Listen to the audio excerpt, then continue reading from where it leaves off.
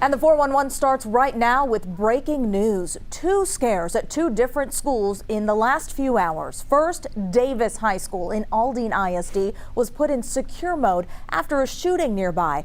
Air 11 was over the scene off the North Freeway near Ella as deputies searched for the suspected shooter. We're told the school district secured that school as a precaution and that students are okay. Thanks for joining us for the 411. I'm Reka Mutaraj. And I'm Cheryl Mercedes in for Ron Trevino. That scene in North Harris County, just one of two that had parents on edge this afternoon. Now, this was the scene at George Ranch High School in Richmond after rumors of school shootings spread.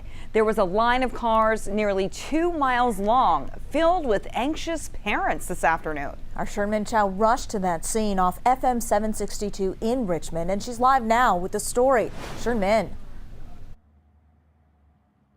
Yeah, we're here live at the Lamar CISD. It's an educational complex. Behind me is George Ranch High School. One sort of facility down is the Reading Junior High School, and then next to that is Polly Ryan Middle School. These three campuses have a total of 5,100 students, and it felt like all of their parents, maybe both of them, were here this afternoon after they first got word of a potential active shooter. That information first came down around 2 o'clock, just a hair before that. We spoke with the sheriff here, Eric Fagan of Fort Bend County, who told us just a few moments ago it is what he calls a swatting situation where a false report is made.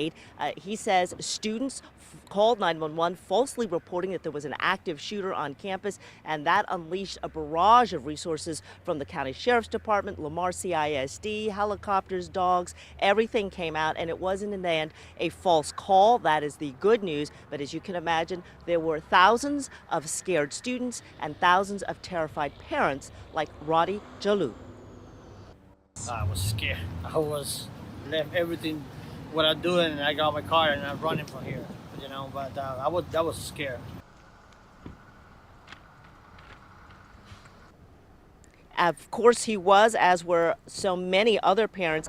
Now, we are told there were at least 2 arrests, but the sheriff says that they are investigating. They believe several other students were also involved, so we may have more arrests coming as well. The good news, of course, there were no injuries, and as you mentioned, there were hundreds, maybe more vehicles just packing 762 on both sides of the street here. It almost looked like a long, thin parking lot that ran for maybe 2 miles or more.